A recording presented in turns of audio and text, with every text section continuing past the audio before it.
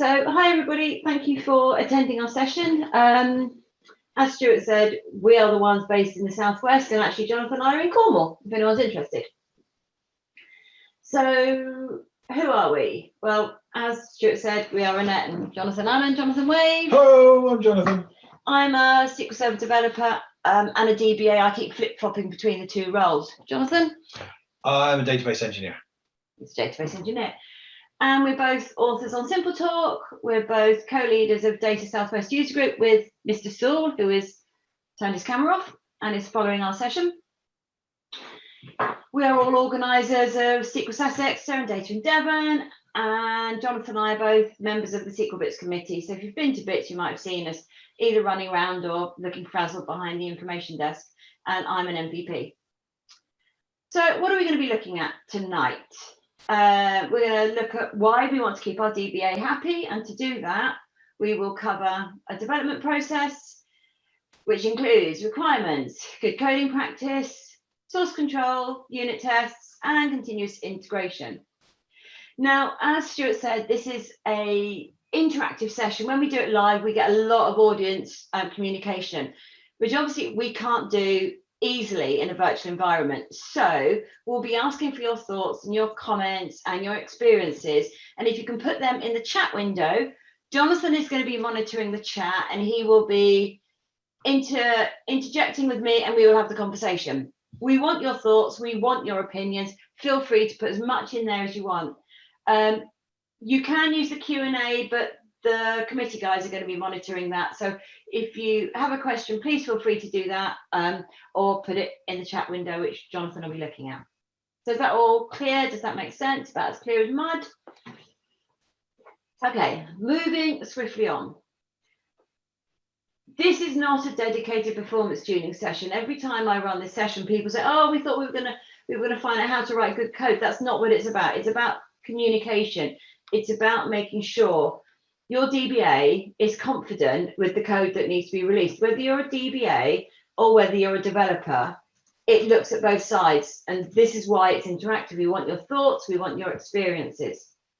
If you want to know how to make your queries fly, this isn't the session for you. Although there will be some tuning in it anyway. So why do we want to keep our DBA happy? Who does deployments? And who's responsible for databases in production? Now, this is the first time we're going to start asking you guys. So if you can put in the chat whether you're a DBA, a SQL dev, or anything else, and then we can start having an idea of what our audience is. Also, in your organization, who is responsible for your deployments? So if you can put that in as well, that would be great. So yeah, 99% of the time, it's the DBA. They will be the person who's putting code live. They will be the person who's responsible for the code when it is live. So they've got to be happy that that the code is in a good place to actually be put live. So many times with my DBA hat on, I've had someone come up to me and say, oh, I've got to get this code live and I need to do it now. And I take one look at it and go, really? But by then it's too late to actually stop and say, no, this really shouldn't be going live. You have a conversation with someone and you say, I'm not happy with this, and you get management to confirm that it's got to go live. Or a developer has known that something's been coming for a while and they haven't bothered telling you. Whereas if they communicated with you when they first knew it was coming, then you're a much better place to help. Anyway, we have some stats.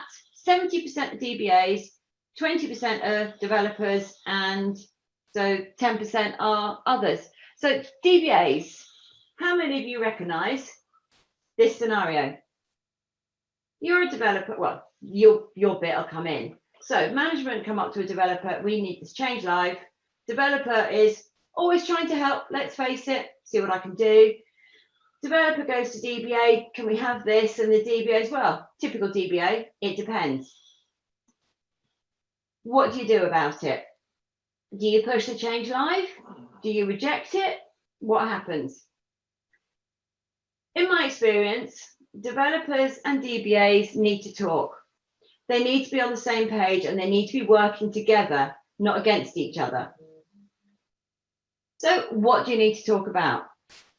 As I touched on earlier, you need to talk about your development process. What happens between management giving you, the developer, some code to do, and the developer having it ready for the DBA to release, or what that release process is. You need to agree this so that you're all happy with it. So what could a potential development process look like? You get your requirements, you write your code, you unit test it, you source control it, and you run it through a continuous integration / continuous deployment environment. When would you say this conversation needs to start, Annette? When you say devs and DBAs need to talk. When? Who makes the first move? How does this conversation begin? I think the developer needs to go to talk to the DBA and say, when I have code that I need to go live, or when I'm developing, how do you want me to handle this? When do you want to know what I've got coming in? How much notice do you need? And as soon as possible. So pretty much Monday. Yeah. Go and take your developer for a cup of coffee, go and talk to your DBA if you're the developer, have a cup of coffee and start talking about a development process. Yes, exactly that. That's cool. What I think. What does anyone think in the chat? Let's have your thoughts. And do you have something different with your development process? Do you want load testing? I'm a firm believer in that, but it's a step beyond what I can show in a session. So all thoughts. Confidential is this chat. Yeah, Daniel, it's being recorded for YouTube, so it's probably less confidential than you'd desire. You can talk to us later afterwards, though, offline. That's fine. You don't need a pre-existing relationship. I would disagree with that. I say you need to build a relationship if there isn't one already. Yeah, you need to, from whichever camp you're sitting in, you need to walk towards the other one and start that conversation. Yeah, right, okay, cool. Communication is the key, absolutely right. Yes, this is the whole underpinning thread of this session, is that communication is a requirement. Any more comments? No, we're good. Okay. So the biggest factor, though, is the DBA and the developer need to go to management and get buy-in and understanding. I'm really sorry, I've got cramp.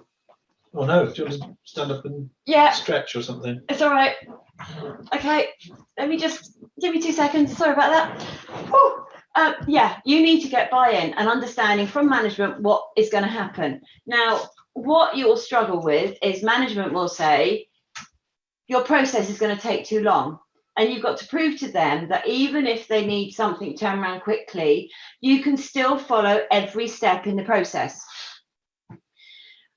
You've also got to prove to management that this process is going to give them a more robust release process, and that the code that goes live is going to be better. I worked for a company and we started a new project, and I pushed to have a full development process in place. And we built the CI environment, we built in all the unit tests and did all the things properly. We did it in Agile as well, which I'm a huge fan of. And the project manager was pushing back and pushing back and pushing back, because we said we needed 2 or 3 weeks to get everything set up before we started. And he was like, no, you need to be writing code, you need to be writing code. And we were like, no, chill, hang on. When we start releasing, it's going to be better. And he pushed back and pushed back, but eventually we got everything where we needed to be. Then we started writing code and releasing code, and we were releasing code so much faster than they had before. And what's more, when it got released, it was accurate. It was what was needed, and it was bug-free. And I bumped into the project manager a couple of years later, and apparently he'd just been for an interview. And one of his questions was, when have you been proved wrong about something, and how did you handle it? And he explained to them about all of this and how badly he'd handled what we wanted to do, but how he'd been shown that he was wrong, and that we'd proved that the process we had was robust, that he didn't have to worry about code going out that had bugs in it. It was all what it was meant to be. So that's just something I remember, that it was hard work getting to that point, but well worth it afterwards. Anyway, You will find that this is the biggest hurdle and it will be an uphill battle, but you need to get through it, unfortunately. So what else do you need to talk about? So how much lead time does the DBA need for deployment? So I could go to Jonathan, I'm the developer, he's the DBA. Here you go, I've got some code to do. When do you need to know about what's going on with this release? Weeks ago. Exactly. So as soon as you know, you need to tell your DBA, and he will tell you how much lead time he needs. Discuss your code requirements up front and during the development process. When does he need to do code reviews and peer reviews? Any coding do's and don'ts that he has? They have. I'm a DBA and I'm female, so they. Who should do indexing? And we'll discuss that a bit more, because while we write some indexes, then we'll talk about it in a bit more detail then. But who should write the indexes, the developer or the DBA? Is there any naming conventions? What testing is required? Do you want load testing? Do you want unit testing? Is there anything else that we need to do? Do you want end-to-end testing? When do you do your code reviews? And how does the DBA deploy stuff? Now that could be, there's multiple different ways. In the demo today, we're going to be doing an instant release using continuous integration. Maybe the DBA is happy with that. Maybe he needs to press a button to do the release. Maybe he wants to actually release the code. It's another conversation you need to have. We've got a question in from Lee, Okay. asking, do you let DBAs dictate good coding practice? Now, I've got an opinion on this, but what's your first shot? DBA hat or developer hat? DBA hat, they are supposed to be the expert. Developer hat, no. But I'll let you answer now, because you've obviously got an opinion. I would say that none of them should dictate to each other, but they as a team need to dictate to management what the standard should be and what the coding practice is. If it's a functionality thing, then whoever is technically right has to be the one that controls what is done. If it's something that is a house style or a convention that's going to be adopted, there's some negotiation for that. But I would say that whoever is technically right, who has the strongest technical argument to say this is a performance blocker or it's a performance improvement, that's where it should come from. Have you got experience of that happening before, Lee, that made you think about that? What if the DBA wears both hats? Yeah, Daniel, you're kind of stuck there. You need to have a chat with yourself. I don't know. So, two Spider-Men. Yeah, there we go. Okay, moving swiftly on. So, yeah, it is tricky when you're there. I guess what I would do, if I was the only person, going back to when I was kind of DBA and dev, document the choices that you make. This is why I've chosen to do this, so that at least if the team grows or you're handing over to somebody else, there is a trail of why you chose it. If there isn't a conversation to be had and a full left and right discussion to be had. While you've been answering, I've been reading the chat. So Lee has nothing specific, but he's not used to a DBA commenting on the actual code. Okay. Fair enough. It's are your DBAs quite flexible about what you release? Yeah, it's a good point actually, Nige. Who does comment on your code? It's one of the things that I'm a real big fan of code reviews, because just because I've done something one way doesn't mean to say that I've done it the right way. Okay, other developers peer review, that's fair enough then. Yeah. That's cool. Big fan of that. Just said that. Moving on. So looking at development process, the first thing we need is requirements. So what are they and why are they important? Has everyone seen this image? I'm assuming most people have. Hundreds of times, but I still laugh at it. I know. It's a classic. It's so easy for someone to say, oh, I want this. So you do that and it's wrong. I remember actually when I used to work with Jonathan, one of the managers came over to me and said, can you produce me X, Y, and Z? So I took it in good faith and I developed X, Y, and Z, and I took it to her and that's, no, that's not what I meant. It's like, well, that's what you said. So after that, I started really carefully documenting everything. This was before we had Trello and Scrum Do or Azure DevOps, anywhere else you can record your requirements and your stories and stuff. So even if it's just an email back saying, just to confirm you want X, Y, and Z, and that's enough. You have to make sure that what the person is asking for is what they really need. And the only way you can do that is to ask lots and lots and lots of questions. I've actually just, for work, just done a requirements process for a new project. And by me firing loads and loads of questions at the person who was responsible for what they needed, she was like, oh, I hadn't thought about that. I didn't think about that. Oh yeah, we could do that. You know, this would be really good. You need to get them thinking, because what they think they need might not be what they actually need. But yeah, so requirements, you need to know what's needed. And requirements are like unit tests. They need to be quantifiable and they need to be measurable. So, for example, someone asks you, can I have a list of people who've worked here for a long time? Well, yeah, but is that quantifiable? Is that measurable? No. Okay, so we've got a long service award. We need to be people over 10 years. Okay, I can get the over 10 years, but who is this list of people? What information do you need? So you go back and ask more questions. And it's like, actually, we're going to give them a percentage of their pay as a bonus. So we need their name and we need their salary. And we just want to know when they started to confirm they've been here for more than 10 years. That final one is quantifiable and measurable and gives you the ability to write a report against it. Daryl says that it's important to know what problem they're trying to solve. Whoever comes to you with a requirement, what's their end? Yeah, absolutely. Product. And one of the other things that I always stress is, if you're writing something new, what information do you need to be able to get out of it? So what reporting do you need? Because quite often that will also dictate how you structure a development. Because if you don't produce your database in a way that you can produce the reports, you're stuffed. So that's a really good comment. Thank you. So moving on. The next part is to develop your code. So let's have a look at some good coding practice. Now, this is my biggest bugbear. You should comment your code. I think you should comment your code. I wrote a blog post about this and I had more comments on that blog post than anything else I've ever written. Not that I write that much, but anyway, it was crazy. So many people said, yeah, but you're source controlling it. So your comments are in your source control.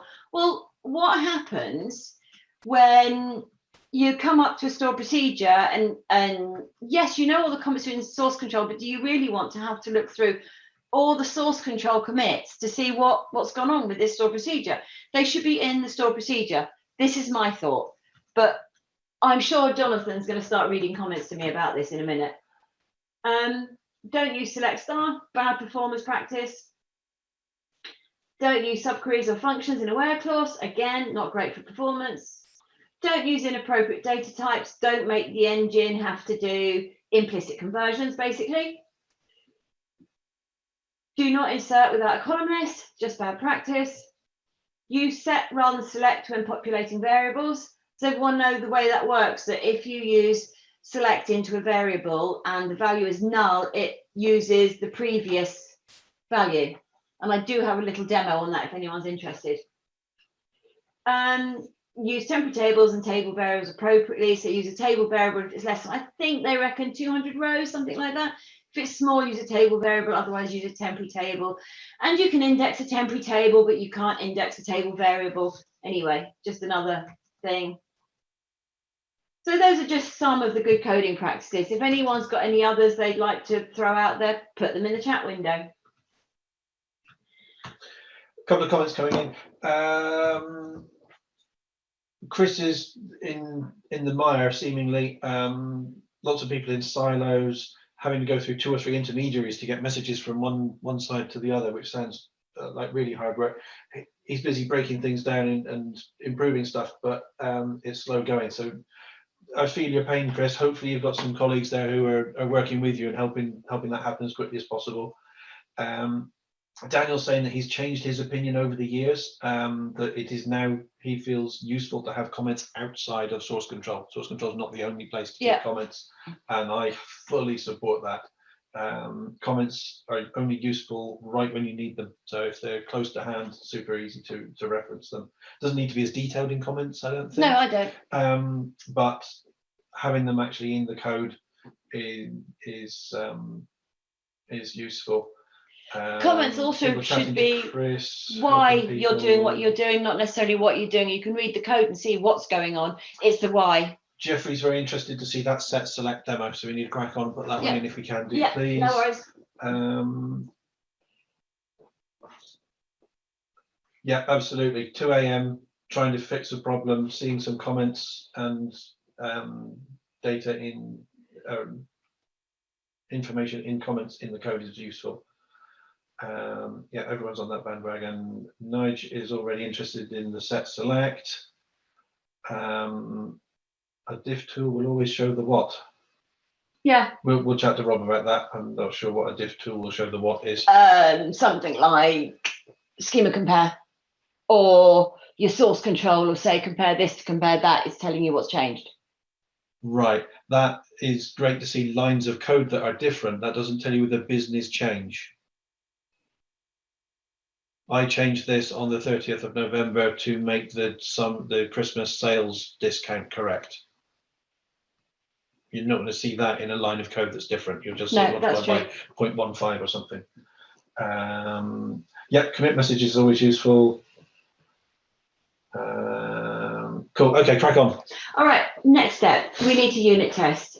So what is a unit test? How do you unit test, and what do you test?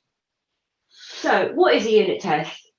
A test tests one piece of functionality. So if you've got a store procedure and it has multiple filters and does various bits, each unit test should test one aspect of that store procedure. So you might end up with one store procedure having n number of unit tests. I mean, I had a complicated store procedure in a previous job that had over 50 unit tests because of all the different things I wanted to test.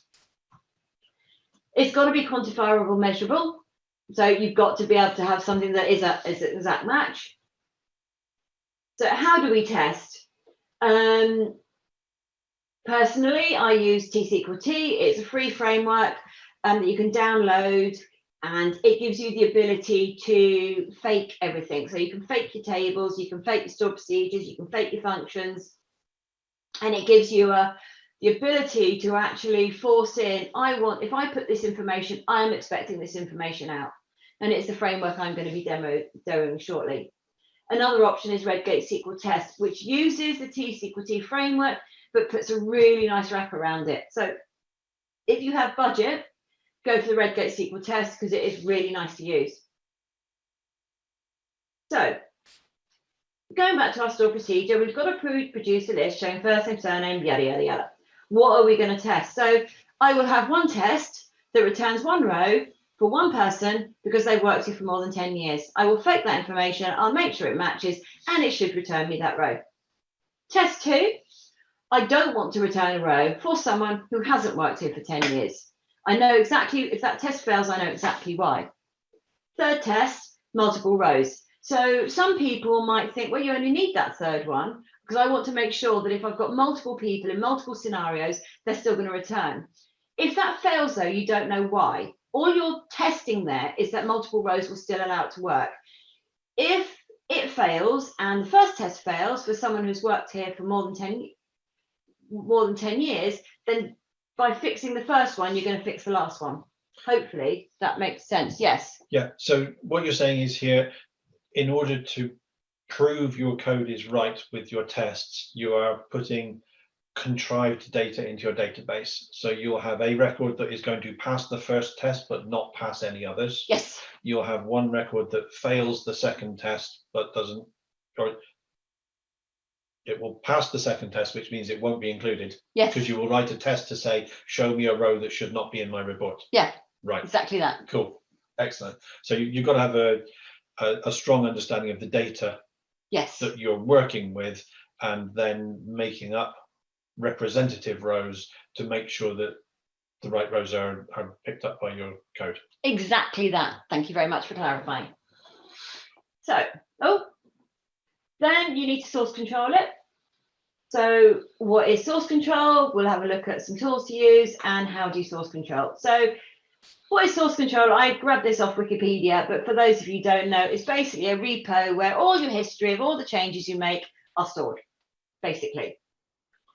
What tools you use are now, when I first used to do this session, it was limited, but now basically 99% of people I think use Git. You can use Bitbucket, TFS, there's loads of them. I am going to be demoing with Azure Data Studio, but you can use Redgate SQL source control that sits in the middle, which again makes it nice. Yes, I am a friend of Redgate, so I do tend to promote their tools because I do think they're great. Everything I'm doing today there is using free tools. I did some research and there are other source control tools out there that also you can use. Finally, continuous integration.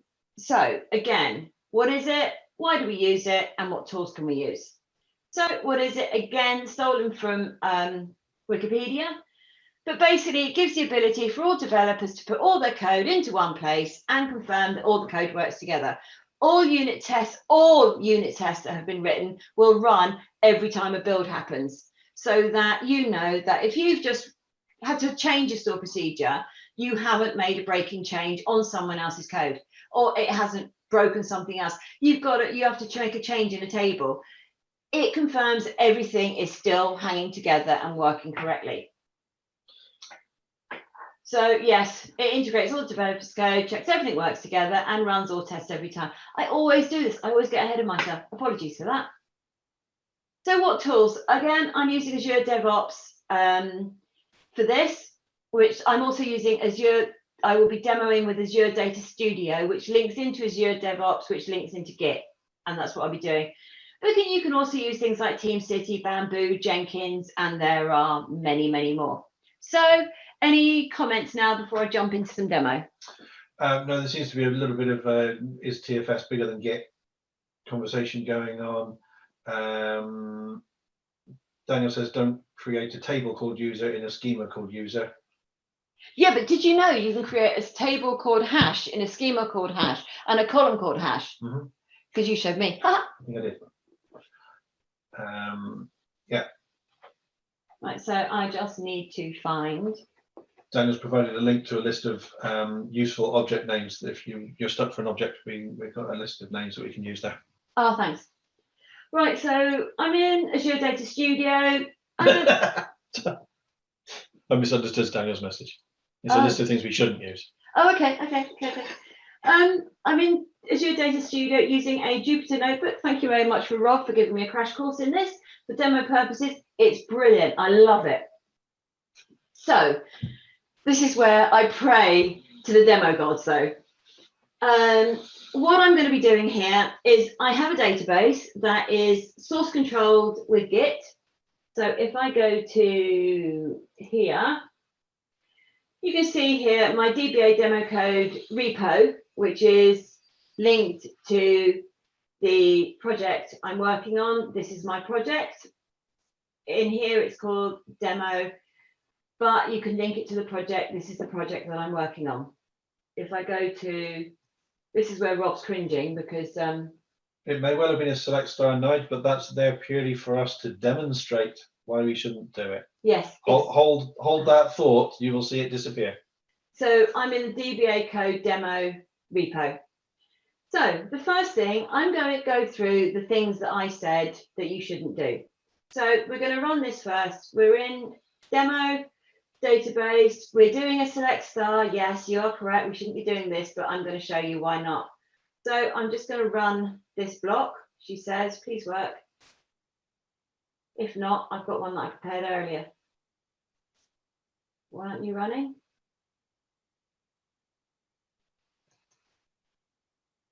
No, don't do this to me. Are you connected? No, my laptop's crashed. Uh-oh. Max is working over here. Okay. Okay. Keep waiting, please. People are having a minor breakdown about the lack of indenting in your code and your layout. Yeah, all right. I would bin ADS and start again. I can't even bin it. Right click on the toolbar. Down. No, actually on the icon on the toolbar.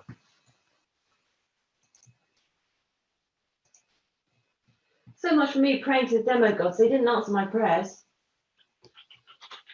Just amongst yourself for a minute. I'll be back in a second.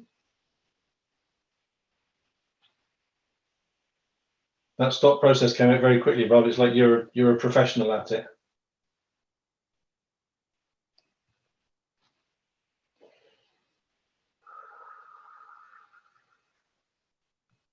Can someone tell me how I'm doing on time? You've used up 33 minutes of time.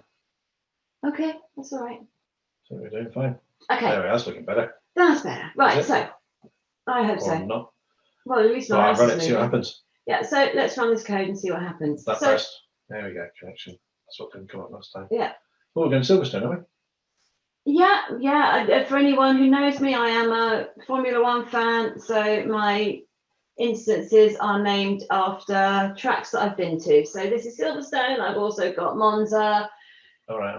And that's it. So while this is running, this is now finished. And Don't think it has. no, okay, so now it's getting finished. close. So it's returned 5,058 rows, which I think is quite a lot for what I've asked for. It's a whole lot of bonus given out to all your long-serving staff. I know. And it took 14 seconds to run, which is a bit poor. And the person has 500,000 logical reads. That's a bit poor. Now, if we actually look at the data, which I can't see, yeah, there we go. In here, you'll see that it's duplicated because the salary table we're looking at is all salaries and we only want the latest one. So, okay, there's something I need to do. But also, my select star has caused this to be slow. So I'm going to rewrite it. So V2, no select star, whoever it was who mentioned it, no select star. And I'm now grouping, and I should now be returning the right amount of rows. So if we run this block of code, we should just return the first name, the last name, the start date, and their latest salary. And no, it's not indexed, I apologise. So now we're down to 1,128. So that's looking a bit more like it. And obviously this might mean that management go and say, well, we're going to go for 20 years, not 10 years, but that's something else. But we've still got our 500,000 logical reads because just removing the select star isn't going to help with that. So what are we going to do? We need to look at indexing. So all I've done here is index on primary and foreign keys. So while I run this, it does take about a minute to run. So conversation, Mr. Allen. Who should do the indexing? I honestly don't mind who does it, so long as there is a clear discussion that it belongs to someone. This shouldn't wave around in the breeze and be left down to, oh, well, they do it, assuming that everybody else is responsible and you're not. So we've got a comment here from... If there are people who are capable and understand it in the dev team, why not? Yeah, agree. If the DBAs are the only professionals on the block who know about performance tuning and they have the wider experience of systems sharing the server, then perhaps they have got a lead on it. What are you laughing at? Alex saying sales team. Sales team, yeah. Well, if they've got budget, let them in. Well, now that's run, so I'm going to run the next block. So just before you disappear, we've chosen to create clustered indexes there on the columns in each table that is in the join in the query that we're running. Yes. We haven't considered other workloads on this database. Nope. We haven't considered other queries that might be very similar in syntax that we could help out, and we haven't considered what indexes already existed. No. We are looking purely at the code that we've just run. Looking purely at this store procedure. Right. So I'm going to rerun the code that I had previously. Indexes in source control. That's an interesting question, Richard. Each database, in my experience, will be different. It depends where it's come from. If this is a homegrown, and obviously in the scenario we're talking about, this is a system that we're building from front to back, top to bottom, left to right, whichever way we build our diagram, then we own the code for the databases, and wherever we keep our database code, we should have the index code. Obviously, when you do a restore of a database, the indexes are going to come back with it. So they're effectively in the backups, but if you define your database and you source control your database, yeah, indexes should be in there as well. I would totally agree. Okay, so we finished that running that code. We've still got our 1128. We're now down to 224 milliseconds. So we've gone from 14 seconds to 224 milliseconds.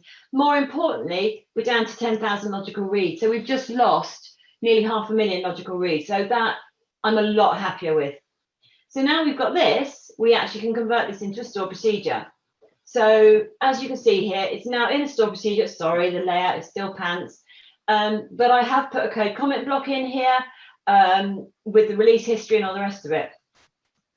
So if I were to run this code now, it would create this store procedure in the database, but it won't add it to my project. So what I'm going to do is I'm going to go to my project. This is where, Rob, I'm praying, I'm doing everything as you told me. I'm going to add a store procedure, going to call it get long service employees, and I'm going to put my code in here, connect it to my server, and then this now adds it to both the database and the project. So we can see here under store procedures, yep, there we go, we've got our get long service employees, and if we go to our database connection, the demo database, no, it's not a table, is it? It's a store procedure. We've got our get long service employees, so it's added it to both. So before we do the unit test, I'm having to do things a little bit differently to what you would do in the real world because of how long things take to run. So I'm going to kick off my build now and then show you unit tests. Normally I would run the unit tests, build a new environment, probably using, this is where you can leverage containers, which would build a new database, run all the tests, and prove that everything's working. What I'm doing for this is just building a new database in Azure with my new store procedure to prove that this works. So on here, you can see I've got two changes in my source control. I click on that, and it tells me that my changes are my get long service employees code, and I've made a change to the project. So I can either put a message in here, which will affect both blocks, or I can click on the plus, and it just affects one. So I'm going to put a comment in here, needed by the business, and tick it. And yes, I want to save all and commit.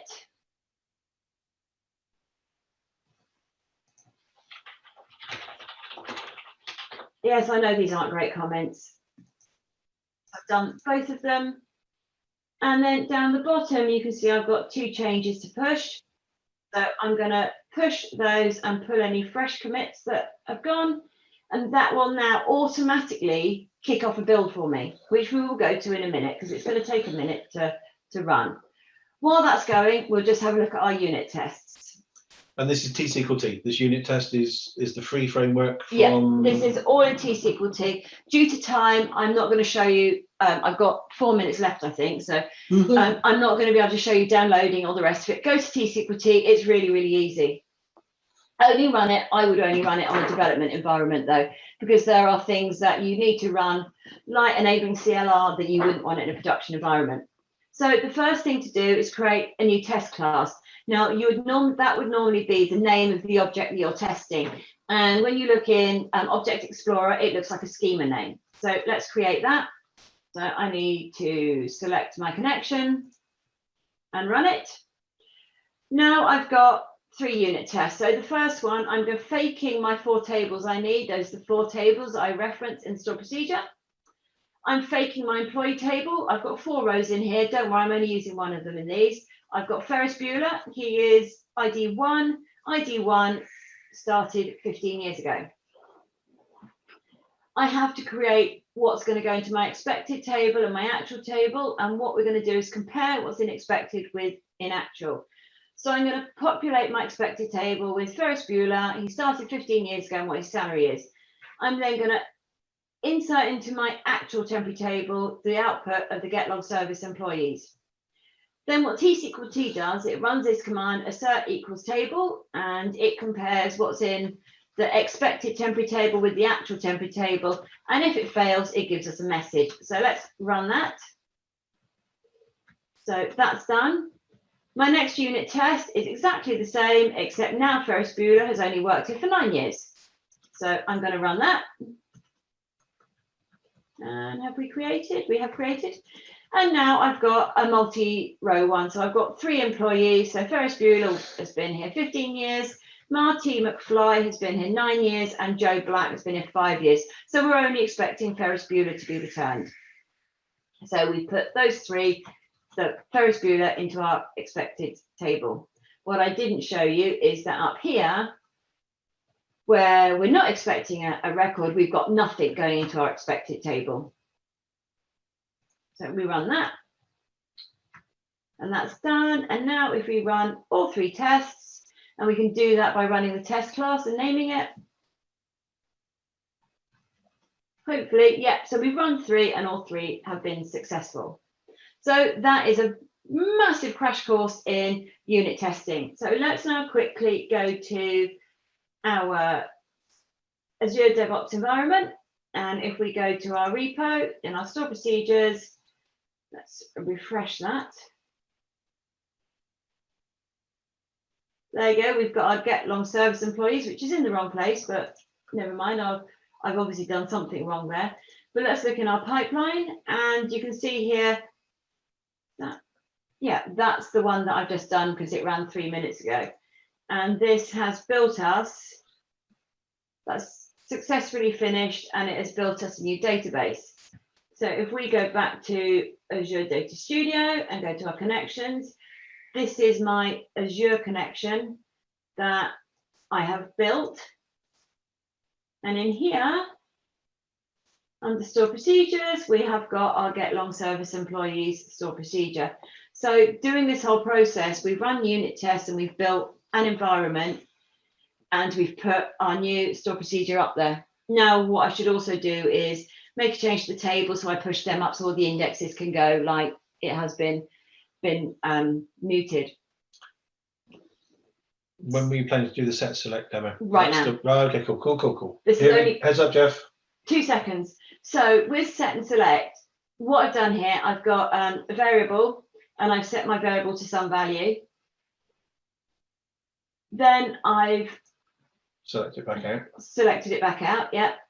Then I'm going to do a select from my cars table to show what it would get.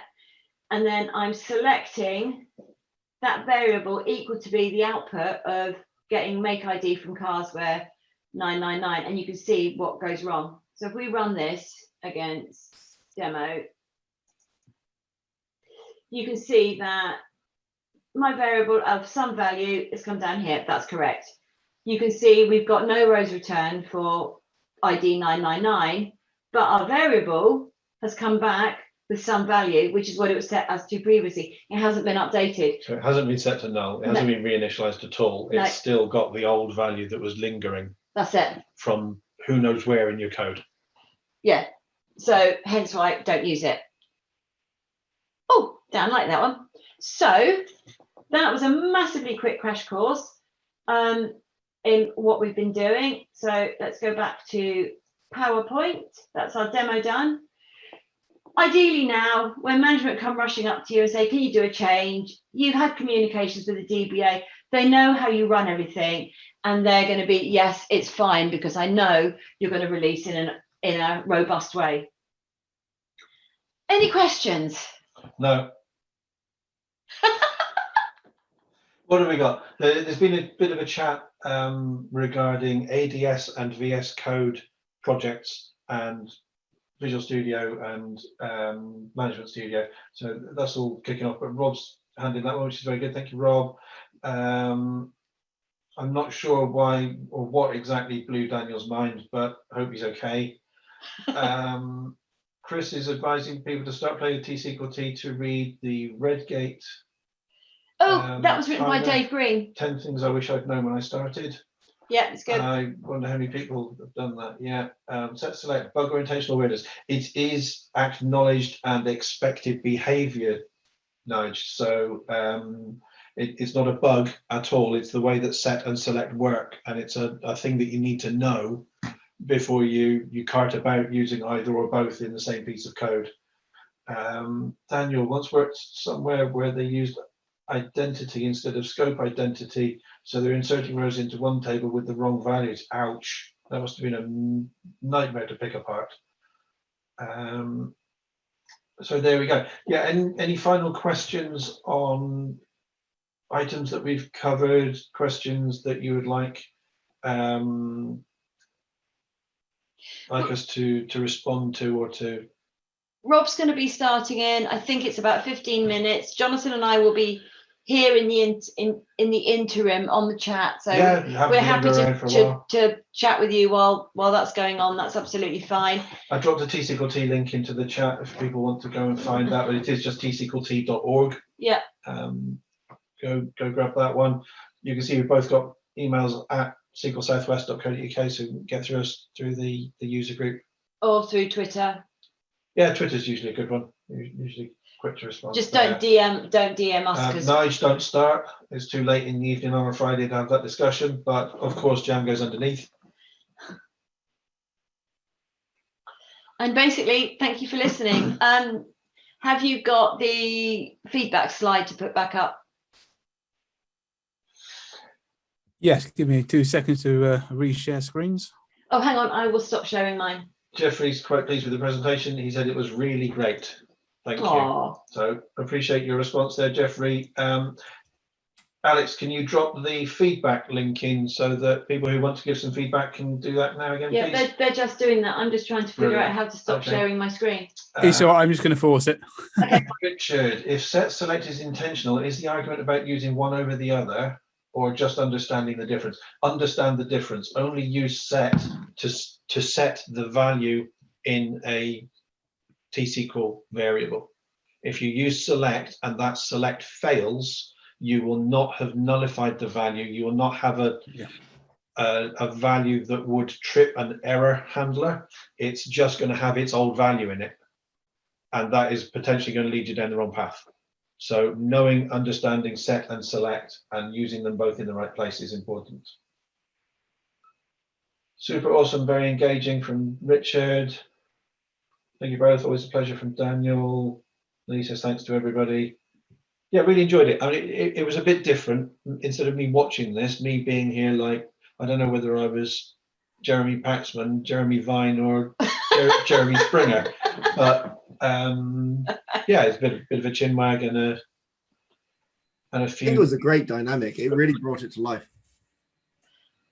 Well, as I say, we had to revisit how we ran it, and I had to revisit how it was run, and I thought this would make a good way because we both have different opinions on how things should happen. So we thought it might work, and hopefully people have enjoyed it. Certainly, people have enjoyed it, and very much so.